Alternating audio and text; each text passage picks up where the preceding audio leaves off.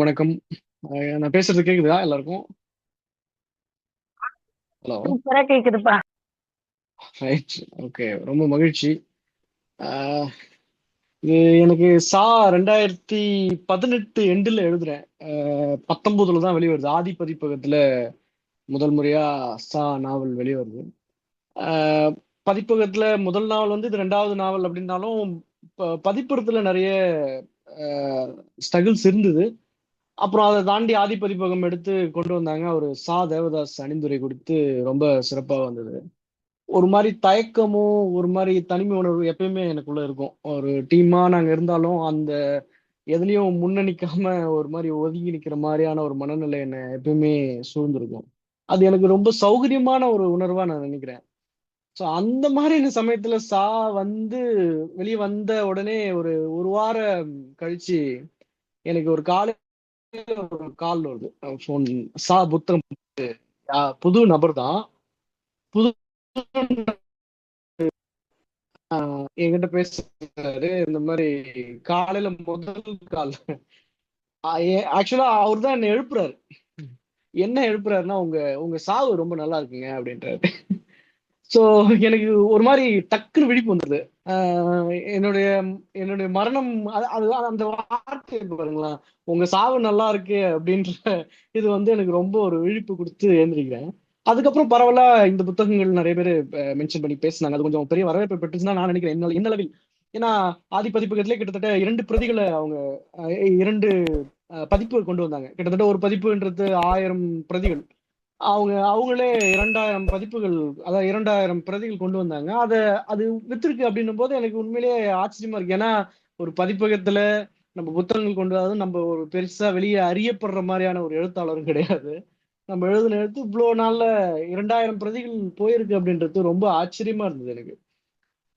2019க்கு பிறகு நான் எழுதணும்னு நினைக்கிறேன். என் என் வசம் இருக்கிற கதைகள் எல்லாமே நான் எழுத எழுத சாவின் சாயலிலே இருக்கிறது. நான் கிட்டத்தட்ட எழுதி மறுபடியும் அதை கிழிச்சு தான் போட்டிருக்கேன். எனக்கு அது ஒரு மாதிரி இதுவா இருக்கு அப்படின்ற மாதிரி ஒரு மனநிலை தான் இருந்தது. ஸோ இது ஏன் நான் மறுபடியும் பதிவு பண்றேன் அப்படின்னும் போது, மகிழும் தமிழ்ச்சங்கம் சார்பா ஒரு கூட்டம் நடத்துது. என்ன அப்படின்னு பாத்தீங்கன்னா, 2 கவிதை நூல்களுக்கான ஒரு அறிமுகத்தை நாங்க வந்து நண்பர்களோட சேர்ந்து அந்த கூட்டத்தை ஒருங்கிணைக்கிறோம்.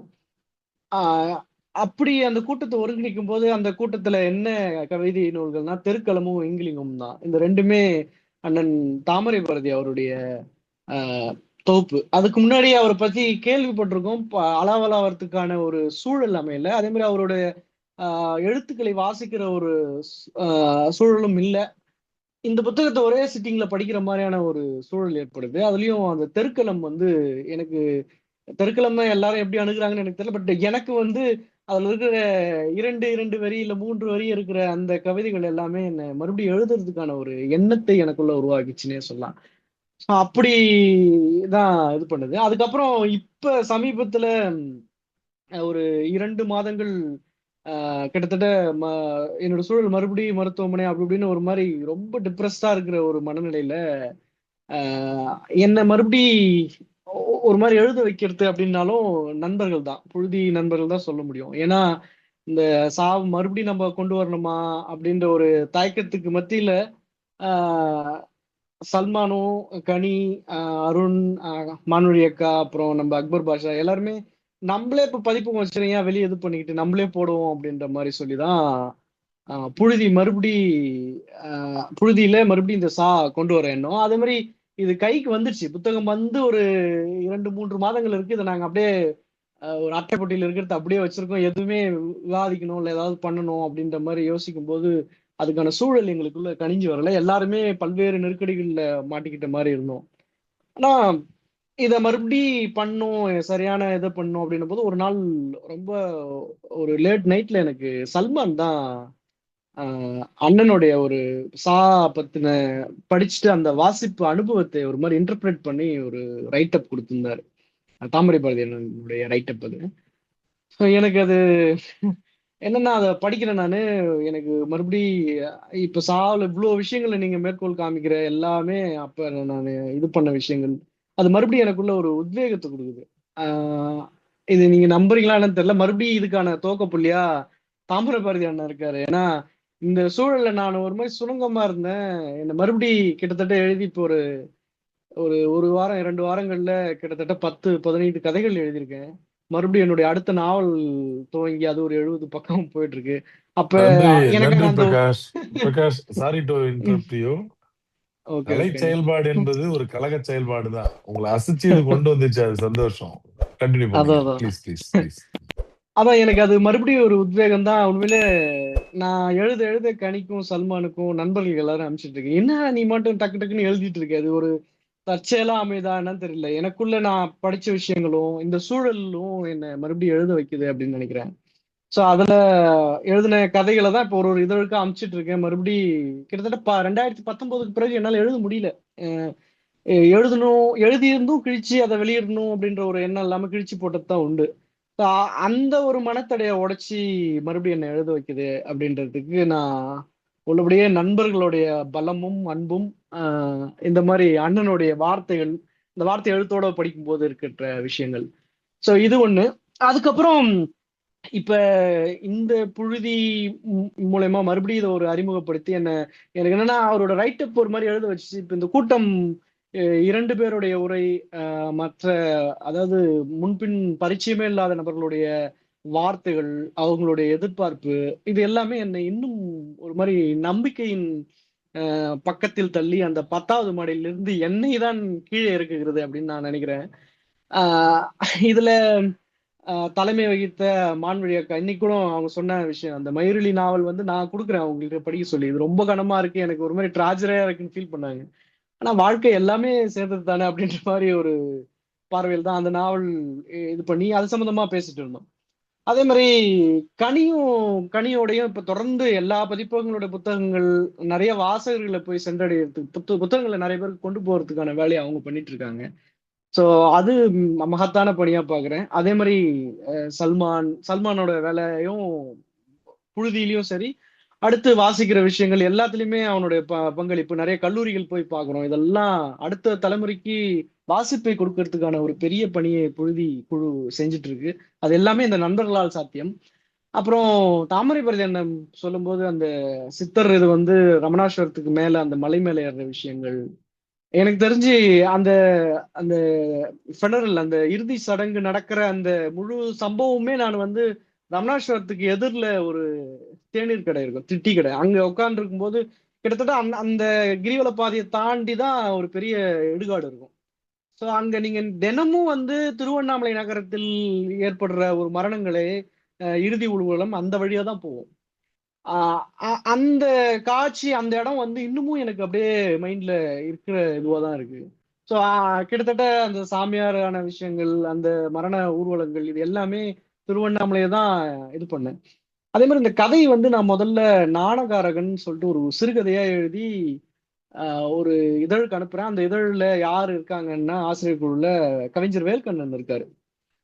அவரு தான் இந்த சிறுகதையை பார்த்து ஒரு 2 3 ஏரியா நல்லா இருக்கு, நீங்க கொஞ்சம் கை வச்சு கொடுங்க அப்படின்னு கேட்கிறாரு. கிட்டத்தட்ட அந்த சிறுகதை தான் இந்த நாவலுக்கான தன்மையில மாறி இருக்கு அப்படின்றத நான் இங்க பதிவு பண்ண விரும்புறேன்.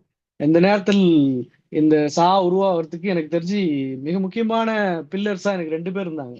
அதை நான் இக்காலத்திலும் பதிவு பண்ண கடமைப்பட்டிருக்கிறேன். ஒண்ணு வேல்கண்ணன், கவிஞர் வேல்கண்ணன். அவர் வந்துதான் இந்த சிறுகதையை குறுநாவலா உருகொள்றதுக்கான ஒரு பெரிய வெளியையும் அதுக்கான தழுவலி கொடுத்துருக்காருன்னு இருக்கும். அதே சமயத்துல விஜயராணி மீனாட்சின்னு சொல்லிட்டு எழுத்தாளர், அவங்க ராஜபாளையத்துல இருக்காங்க. ஸோ அந்த சமயத்துல இந்த கதைகள் நான் ஒரு ஒரு நாளும் தினமும் காலையில அந்த விடிகாலில் அந்த 3 4 மணி அந்த டைம்ல தான் எழுதுறேன். எழுதிட்டு தினமும் அவங்களுக்கு அனுப்புவேன். எனக்கு வந்து இந்த மொழியில் கட்டமைக்கிறதுல இந்த எழுத்துப்பிழை இதெல்லாம் பார்க்காம தோன்றத்தை எழுதி எழுதி அவங்களுக்கு அனுப்பிச்சிருவேன்.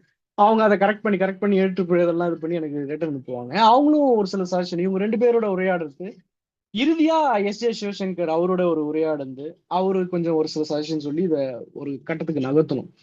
இப்படிதான் இந்த நாவல் வந்தது. அதுக்கப்புறம் மீண்டும் அவர் அண்ணன் தாமரைபரணி அண்ணனுக்கு ஒரு நெஞ்சார்ந்த நன்றி. ஏன்னா எனக்கு மறுபடியும் ஒரு மாதிரி என்னுடைய கண்ணாடியில என்னை மறுபடியும் பார்க்குற மாதிரி ஒரு ஃபீல் கொடுத்துருது உங்களுடைய உரை.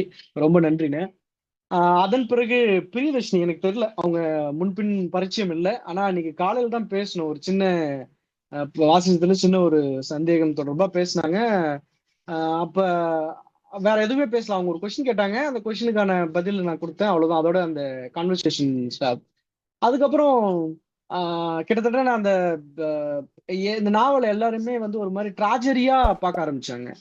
ஒரு கொண்டாட்ட மனநிலையில இந்த நாவலை அணுகுவதற்கு ஒரு கலைநுட்பமான ஒரு பார்வையும் இலக்கியத்தின் மீதான ஒரு இதுவும் இருந்தா நிச்சயமா அது சாத்தியம். கிட்டத்தட்ட நான் ஒரு கொண்டாட்ட மனநிலையில தான் இந்த நாவலை கொண்டு வந்தேன்.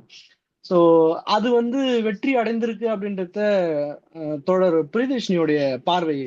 அவங்க நாவலின் பல பக்கங்கள் அதே மாதிரி 33 அத்தியாயங்கள் சொன்னாங்க. அதெல்லாம் நான் எந்த பிளானும் இல்லை எனக்கு. ஸோ அதுல நிறைய விஷயங்கள் அவங்க குறிப்பிட்டு சொன்னதெல்லாம் எனக்கு உண்மையிலே நான் என்னிலிருந்து எடுத்த விஷயங்கள் எல்லாத்தையுமே அவங்க கோட் பண்ணி சொல்லும்போது கிட்டத்தட்ட எனக்கு அது ரொம்ப மகிழ்ச்சியை தான் கொடுத்தது. தோழர் பிரியதர்ஷினி அவங்களுக்கும் என்னுடைய இந்த நேரத்தில் மிகுந்த நன்றியும் அன்பும். இன்னும் செவி கொடுத்து இவ்வளவு நேரம் எல்லாரும் கேட்டுட்டு இருந்திருக்கீங்க. இந்த நாவலுடைய பல பார்வைகளை முன்வைத்து இந்த கூட்டம் சிறப்பாக நடந்தது. உங்கள் அனைவருக்கும் என்னுடைய அன்பு நிறைந்த வணக்கங்கள், நன்றிகள். நிகழ்வை வெகு சிறப்பாக எப்பொழுதும் செய்து கொண்டிருக்கும் நண்பர்கள், புழுதி நண்பர்களான கனி, தளபதி சல்மான், அருண் சேத்திரன், அக்பர் பாஷா, அப்புறம் மான்விழி அக்கா என அனைவருக்கும் என்னுடைய நெஞ்சம் கனிந்த நன்றிகள், அன்பும் நன்றியும்.